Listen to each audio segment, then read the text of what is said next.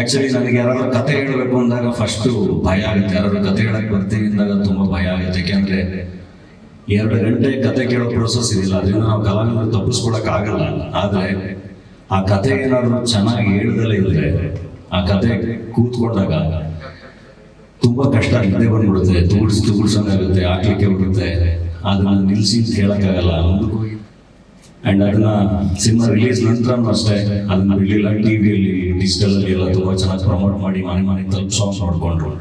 ಅಂದ್ರೆ ಅವರು ತುಂಬಾ ಇಷ್ಟ ಆಗಿದ್ದು ಕಾರಣ ಏನಂದ್ರೆ ಯಾವ್ದಾದ್ರು ಒಂದು ಕೆಲಸ ಚೆನ್ನಾಗಿದ್ದಾಗ ಅದ್ರ ಜೊತೆಗೆ ತುಂಬಾ ಅದ್ಭುತವಾಗಿ ನಿಂತ್ಕೋತಾರ. ಅವ್ರು ನನ್ಗೆ ಹೇಳಿದ್ರು, ಹೀರೋ ಆಗಿ ಪ್ರತಿಯೊಂದು ಬಾಕ್ಸ್ ಟಿಕ್ ಆಗ್ಬೇಕು ನಿಮ್ಗೆ ಈ ಸಿನಿಮಾದಲ್ಲಿ. ಅದು ಥಿಯೇಟರ್ ಬಿಸ್ನೆಸ್ ಇರಲಿ, ಟಿವಿ ಬಿಸ್ನೆಸ್ ಇರಲಿ, ಡಿಜಿಟಲ್ ಬಿಸ್ನೆಸ್ ಇರಲಿ, ಎಲ್ಲರೂ ಟಿಕ್ ಆಗ್ಬೇಕು, ಅದ್ರ ಕಡೆ ಕೆಲಸ ಮಾಡೋಣ ಅಂತ. ಕಾರ್ಯಕ್ರಮವನ್ನು ಉದ್ದೇಶಿಸಿ ಎಲ್ರಿಗೂ ಕೋಟಿ ನಮಸ್ಕಾರಗಳು. ಕೋಟಿ ಪಾತ್ರದ ಬಗ್ಗೆ ನಾನು ಜಾಸ್ತಿ ಮಾತಾಡೋಂಗಿಲ್ಲ. ಟೀಸರ್ ನೋಡಿದ್ದೀರಾ, ಅದರಲ್ಲಿ ತುಂಬ ಅದ್ಭುತವಾದ ಒಂದು ಪ್ರಶ್ನೆ ಇದೆ. ಕಳ್ತನ ಮಾಡಿದೆ, ಮೋಸ ಮಾಡಿದೆ, ಯಾರ ತಲೆನೂ ಹೊಡಿದೆ, ನಿಯತ್ತಾಗಿ ಊರಲ್ಲಿ ಬದುಕಕ್ಕಾಗಲ್ವಾ ಅಂತ ಅದೊಂದು ಲೈನು ತುಂಬ ಮಾತಾಡ್ತಿದೆ ಪಾತ್ರದ ಬಗ್ಗೆ. ಈ ಕೋಟಿಯ ಜರ್ನಿ ಬಗ್ಗೆ ಮಾತಾಡ್ತೀನಿ. ನಾನು ಪರಮ್ ಅವ್ರನ್ನ ಮೀಟ್ ಮಾಡಿದ್ದೆ ಯಾವುದೋ ಈವೆಂಟ್ಗಳಲ್ಲಿ, ಅಲ್ಲಿ ಇಲ್ಲಿ ಹಾಯ್ ಹೇಳಿದ್ದಷ್ಟೇ ನನಗೆ ನೆನಪು. ಅದು ಬಿಟ್ಟರೆ ನಾನು ಪುಷ್ಪ ಶೂಟಲ್ಲಿ ಇದ್ದಾಗ ಒಂದ್ಸರಿ ಪರಮ್ ಅವ್ರು ಕಾಲ್ ಮಾಡಿದ್ರು ನನಗೆ ಮಿಸ್ ಕಾಲ್ ಇತ್ತು. ಅದಾದಮೇಲೆ ನಾನು ಫೋನ್ ಮಾಡಿದೆ, ಇಲ್ಲ ನಾನು ವಿಶ್ ಮಾಡೋಕ್ಕೆ ಫೋನ್ ಮಾಡಿದೆ, ನಿಮಗೆ ಖುಷಿ ಆಗುತ್ತೆ ನೀವು ಮಾಡ್ತಿರೋ ಪಾತ್ರಗಳು ಕೆಲಸಗಳು ಅಂತ ಹೇಳಿ ಫೋನ್ ಇಟ್ಟಿದ್ರು ಅಷ್ಟೇ. ಅದು ಬಿಟ್ಟರೆ ನನಗೆ ಯಾವುದು ನೆನಪಿರಲಿಲ್ಲ. ನಂತರ ನನ್ನ ಬಡವರಸ್ಕಲ್ ಸಿನಿಮಾ ಮಾರಾಟ ಮಾಡೋಕೆ ಒಂದು ಒದ್ದಾಟ ಇರುತ್ತಲ್ಲ, ಅದು ತುಂಬ ಕಷ್ಟ. ಸಿನಿಮಾ ಮಾರಾಟ ಮಾಡೋದು, ಸಿನಿಮಾ ಸೇಲ್ ಮಾಡೋದು, ತುಂಬ ಸಾಲಗಳಿತ್ತು. ರಿಲೀಸ್ಗಿಂತ ಮುಂಚೆ ಹೆಂಗಾದ್ರೂ ಮಾಡಿ ನನ್ನ ಸಿನಿಮಾನ ನಾನು ಯಾರಿಗಾದ್ರು ತೋರಿಸ್ಬೇಕು, ಅದನ್ನು ಸೇಲ್ ಮಾಡಬೇಕು ಅಂತ ಹೇಳಿ ಆ ಒದ್ದಾಟದಲ್ಲಿದ್ದಾಗ ಪರಮ್ ಅವ್ರಿಗೆ ಫೋನ್ ಮಾಡಿ ಅಲ್ಲಿ ಅವ್ರನ್ನ ಭೇಟಿ ಮಾಡಿದ್ದು. ಸಿನಿಮಾ ನೋಡೋಕೆ ಬಂದರು, ಬಡವರಸ್ಕಲ್ನ ನೋಡಿದ್ರು. ಆ್ಯಂಡ್ ಬಡವರಸ್ಕಲ್ ಜೊತೆ ತುಂಬ ಚೆನ್ನಾಗಿ ನಿಂತರು, ಅದರ ಮಾರ್ಕೆಟಿಂಗಿಗೆ ನಿಂತರು, ಸಿನಿಮಾನ ತೊಗೊಂಡ್ರು. ಆ್ಯಂಡ್ ಬರೀ ಸ್ಯಾಟಲೈಟ್ ಅಷ್ಟೇ ಹೋಗಿತ್ತು. ಲಾಸ್ಟ್ ಮೂಮೆಂಟಲ್ಲಿ ಡಿಜಿಟಲ್ ತೊಗೋತೀನಿ ಅಂತ ಹೇಳಿದವ್ರು ತಗೊಳ್ಳಿಲ್ಲ ಒಬ್ಬರು. ಅದಾದಮೇಲೆ ಅದಕ್ಕೂ ಅವರೇ ಶ್ರಮ ಹಾಕಿ ಅದನ್ನು ತೊಗೊಂಡ್ರು. ಆ್ಯಂಡ್ ಅದನ್ನು ಸಿನಿಮಾ ರಿಲೀಸ್ ನಂತರನೂ ಅಷ್ಟೇ ಅದನ್ನು ಬಿಡಲಿಲ್ಲ. ಟಿವಿಯಲ್ಲಿ ಡಿಜಿಟಲಲ್ಲಿ ಎಲ್ಲ ತುಂಬ ಚೆನ್ನಾಗಿ ಪ್ರಮೋಟ್ ಮಾಡಿ ಮನೆ ತಲುಪಿಸೋ ನೋಡಿಕೊಂಡ್ರು. ಅಂದರೆ ಅವರು ತುಂಬ ಇಷ್ಟ ಆಗಿದ್ದು ಕಾರಣ ಏನಂದರೆ ಯಾವುದಾದ್ರೂ ಒಂದು ಕೆಲಸ ಚೆನ್ನಾಗಿದ್ದಾಗ ಅದ್ರ ಜೊತೆಗೆ ತುಂಬ ಅದ್ಭುತವಾಗಿ ನಿಂತ್ಕೋತಾರೆ. ಅವರು ನನಗೆ ಹೇಳಿದರು, ಹೀರೋ ಆಗಿ ಪ್ರತಿಯೊಂದು ಬಾಕ್ಸು ಟಿಕ್ ಆಗ್ಬೇಕು ನಿಮಗೆ ಈ ಸಿನಿಮಾದಲ್ಲಿ. ಅದು ಥಿಯೇಟರ್ ಬಿಸ್ನೆಸ್ ಇರಲಿ, ಟಿವಿ ಬಿಸ್ನೆಸ್ ಇರಲಿ, ಡಿಜಿಟಲ್ ಬಿಸ್ನೆಸ್ ಇರಲಿ, ಎಲ್ಲರೂ ಟಿಕ್ ಆಗಬೇಕು, ಅದ್ರ ಕಡೆ ಕೆಲಸ ಮಾಡೋಣ ಅಂತ. ಹಂಗೆ ನೋಡಿದ್ರೆ ನಾನು ಒಬ್ಬ ಕಲಾವಿದ ಅಷ್ಟೇ. ಹಂಗೆ ಹೋದಾಗ ಒಂದು ಸಿನಿಮಾ ನೋಡಿ ಒಬ್ಬರ ಜೊತೆ ಅಷ್ಟು ಚೆನ್ನಾಗಿ ನಿಂತ್ಕೊಳ್ಳೋದಿಲ್ಲ, ಅದು ತುಂಬ ಇಂಪಾರ್ಟೆಂಟ್. ಇವತ್ತು ಬಡವರಸ್ಕಲ್ ಸಕ್ಸಸ್ಸಲ್ಲಿ ಖಂಡಿತ ಅವ್ರಿಗೆ ತುಂಬ ದೊಡ್ಡ ಶೇರ್ ಇದೆ. ಅಷ್ಟು ಅದಕ್ಕೆ ನಮ್ಮ ಜೊತೆ ನಿಂತರು. ಹೀಗಿದ್ದಾಗ ಅದು ಸಿನಿಮಾ ಈ ಎಲ್ಲ ಪ್ರೋಸೆಸ್ ಎಲ್ಲ ಮುಗಿದ್ಮೇಲೆ ಒಂದಿನ ಹೆಂಗೆ ನಾನು ನಿಮಗೆ ಕತೆ ಹೇಳಬೇಕು ಅಂತ ಅಂದರು. ಆ್ಯಕ್ಚುಲಿ ನನಗೆ ಯಾರಾದ್ರೂ ಕತೆ ಹೇಳಬೇಕು ಅಂದಾಗ ಫಸ್ಟು ಭಯ ಆಗುತ್ತೆ. ಯಾರಾದ್ರೂ ಕತೆ ಹೇಳಕ್ಕೆ ಬರ್ತೀವಿ ಅಂದಾಗ ತುಂಬ ಭಯ ಆಗುತ್ತೆ. ಯಾಕೆಂದರೆ 2 ಗಂಟೆ ಕತೆ ಕೇಳೋ ಪ್ರೋಸೆಸ್ ಇದಿಲ್ಲ, ಅದರಿಂದ ನಾವು ಕಲಾವಿದರು ತಪ್ಪಿಸ್ಕೊಳಕ್ ಆಗಲ್ಲ.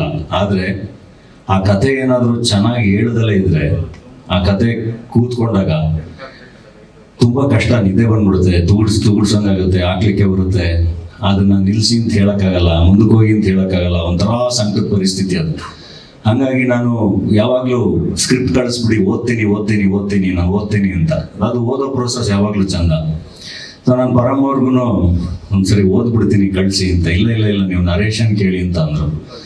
ಸೊ ಪ್ರತಿ ಸರಿ ಹಿಂಗೆ ಒಂದು ಕತೆ ಕೇಳಬೇಕಾದ್ರೆ ಏನು ಭಯ ಇರುತ್ತಲ್ಲ, ಅದೇ ಭಯದಲ್ಲೇ ಹೋದೆ. ಆ್ಯಂಡ್ ಒಂದು ದೊಡ್ಡ ಚಾನಲ್ನ ಮುನ್ನಡೆಸ್ತಿರುವಂತಹ ವ್ಯಕ್ತಿ, ನಮ್ಮ ಜೊತೆ ಅಷ್ಟು ಚೆನ್ನಾಗಿ ನಿಂತಿರುವಂತಹ ವ್ಯಕ್ತಿ, ಅಕಸ್ಮಾತ್ ಏನಾದರೂ ಅವರು ಕತೆ ಚೆನ್ನಾಗಿ ಹೇಳಲಿಲ್ಲ ಅಂದರೆ, ಕತೆ ಚೆನ್ನಾಗಿಲ್ಲ ಅಂದರೆ ನಾನು ಏನು ಹೇಳಿ, ಹೆಂಗೆ ಯೂಶ್ವಲಿ ಕತೆ ಕೇಳಕ್ಕೆ ಹೋಗ್ಬೇಕಾದ್ರೆಲ್ಲ ಫಸ್ಟ್ ಕ್ವಶನ್ ಇಲ್ಲಿಂದ ಚೆನ್ನಾಗಿಲ್ಲ ಅಂದರೆ ಹೆಂಗೆ ತಪ್ಪಿಸ್ಕೊಳ್ಳೋದು ಅನ್ನೋದೇ ತಲೆಯಲ್ಲಿ ಬರ್ತಾ ಇರುತ್ತೆ ನಮ್ಮ ಕಲಾವಿದರಿಗೆ. ಹೆಂಗಿಲ್ಲ ಅಂತ ಹೇಳೋದು ಅಂತ. ಸೊ ಅದೇ ಯೋಚನೆಯಲ್ಲೇ ಹೋಗಿದ್ದು ನಾನು.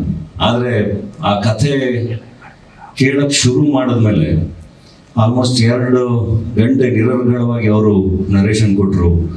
ಆ್ಯಂಡ್ ತುಂಬ ಚೆನ್ನಾಗಿ ಕತೆ ಹೇಳ್ತಾರೆ ಅವರು. ಆ್ಯಂಡ್ ಅವ್ರು ಅಷ್ಟು ಚೆನ್ನಾಗಿ ಕತೆ ಬರೀತಾರೆ ಅಂತ ನನಗೆ ಗೊತ್ತಾಗಿದ್ದು ಆವಾಗಲೇ. ಅಂದರೆ ಇಷ್ಟು ಚೆನ್ನಾಗಿ ರೈಟಿಂಗ್ ಇದೆಯಲ್ಲ ಇವ್ರದ್ದು ಅಂತ ಅನಿಸ್ತು ನನಗೆ. ಅದಾದಮೇಲೆ ಸರಿ, ಯೂಶ್ವಲಿ ಒಂಚೂರು ಟೈಮ್ ತೊಗೋತೀವಿ ಕತೆ ಕೇಳಿದ್ಮೇಲೆ ಮಾಡೋಕ್ಕೆ ಎಲ್ಲ. ನಾನು ಕತೆ ಕೇಳ್ತಿದ್ದಂಗೆ ಇಲ್ಲ ಇದು ಮಾಡ್ತೀನಿ, ಒಂಚೂರು ಟೈಮ್ ಕೊಡಿ ಅಂತ ಹೇಳಿ ಹೊರಟೆ. ಬಟ್ ದಾರಿಲಿ ಹೋಗ್ತಾ ನನಗೆ ಆ ಕೋಟಿ ಕಾಡಕ್ಕೆ ಶುರು ಮಾಡ್ದ. ಎಲ್ಲಿ ನೋಡಿದ್ರು ನಾನು ಕಿಟಕಿಯಿಂದ ಆಚೆ ನೋಡಿದ್ರೆ ಇದು ಎಲ್ಲ ಕಡೆ ತುಂಬ ಜನ ಕೋಟಿಗಳೇ ಕಾಣಕ್ಕೆ ಶುರು ಮಾಡಿದ್ರು. ಏಕೆಂದರೆ ಅಷ್ಟು ಕಾಮನ್ ಮ್ಯಾನ್ ಒಂದು ಕೋಟಿ. ಆ್ಯಂಡ್ ನನ್ನ ಕಾರ್ ಓಡಿಸ್ತಿದ್ದ ರುದ್ರ ನನಗೆ ಅವನಲ್ಲಿ ಕೋಟಿ ಕಾಣಕ್ಕೆ ಶುರು ಮಾಡ್ದ. ಇಲ್ಲ ಇದನ್ನಲ್ಲ ಕೋಟಿ ಅಂತ. ಅಂದರೆ ಇಷ್ಟು ಜನನ ರೆಪ್ರೆಸೆಂಟ್ ಮಾಡೋ ಒಂದು ಪಾತ್ರ ಅದು.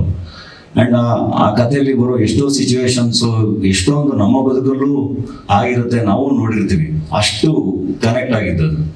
ಅದರ ನಂತರ ಮಾಡೋದು ಅಂತ ಆಯಿತು. ಆ್ಯಂಡ್ ಸಿನಿಮಾ ಅಲ್ಲಿಂದ ತುಂಬ ಚೆನ್ನಾಗಿ ಮಾಡ್ಕೊಂಡು ಹೋದ್ವಿ. ನನಗೆ ಒಂದು ನಂಬಿಕೆ, ಇನ್ನೊಂದೇನಾಗುತ್ತೆ, ಕತೆ ಕೇಳಿದ್ಮೇಲೂ ಇದನ್ನ ಹೆಂಗೆ ಎಕ್ಸಿಕ್ಯೂಟ್ ಮಾಡ್ತಾರೆ, ಚೆನ್ನಾಗಿ ಮಾಡ್ತಾರೋ ಅನ್ನೋ ಒಂದು ಡೌಟು ಇರುತ್ತೆ ಯಾವಾಗಲೂ ಮೊದಲನೇ ಸರಿ ನಿರ್ದೇಶನ ಅಂತ ಬಂದಾಗ. ಆದರೆ ಪರಮ್ ಅವರಲ್ಲಿ ನಾನೊಬ್ಬ ವಿಷನರಿನ ಕಂಡಿದ್ದೆ. ಏಕೆಂದರೆ ಅವರು ಜರ್ನಿ ಗೊತ್ತಿತ್ತು. ಈಗ ನಾವೆಲ್ಲ ಒಂದು ವರ್ಷ ಎಲ್ಲೋ ಕೆಲಸ ಮಾಡಿ ಆ ಕೆಲಸ ಬಿಟ್ಟು ಬರೋದೇ ತುಂಬ ಕಷ್ಟ ಆಯಿತು. ಹಂಗೆ ಕೆಲಸ ಬಿಟ್ಟು ಬಂದು ಸಿನಿಮಾ ಮಾಡಿ ಏನೋ ಮಾಡಿಕೊಂಡು ಜರ್ನಿ ಮಾಡಿ ಇಲ್ಲಿವರೆಗೂ ಬರೋದು ಒಂಥರದ್ದಾದರೆ, 16 ವರ್ಷ ಒಂದ್ಗಡೆ ಕೆಲಸ ಮಾಡಿ ಲಕ್ಷಾಂತರ ರೂಪಾಯಿ ಸಂಬಳ ತಗೊಳ್ಳೋ ಒಂದು ಕೆಲಸನ ಬಿಟ್ಬಿಟ್ಟು ನಾನು ಸಿನಿಮಾ ಮಾಡ್ತೀನಿ ಅಂತ ಬರೋದಿದೆಯಲ್ಲ, ಅದಕ್ಕಿನ್ನೂ ತುಂಬ ದೊಡ್ಡ ಧೈರ್ಯ ಬೇಕು, ತುಂಬ ದೊಡ್ಡ ಕಾನ್ಫಿಡೆನ್ಸ್ ಬೇಕು, ತುಂಬ ದೊಡ್ಡ ಪೊಟೆನ್ಷಿಯಲ್ ಇರಬೇಕು. ಅದಕ್ಕೆ ಇಲ್ಲಾಂದ್ರೆ ಆ ಥರ ಡಿಸಿಷನ್ ಮಾಡೋಕ್ಕಾಗೋದೇ ಇಲ್ಲ. ಹೆಚ್ಚಿನ ವಿಡಿಯೋಗಳಿಗೆ ಪ್ರತಿಧ್ವನಿ ಯೂಟ್ಯೂಬ್ ಚಾನೆಲ್ ಸಬ್ಸ್ಕ್ರೈಬ್ ಮಾಡಿ, ಬೆಲ್ ಐಕಾನ್ ಕ್ಲಿಕ್ ಮಾಡಿ.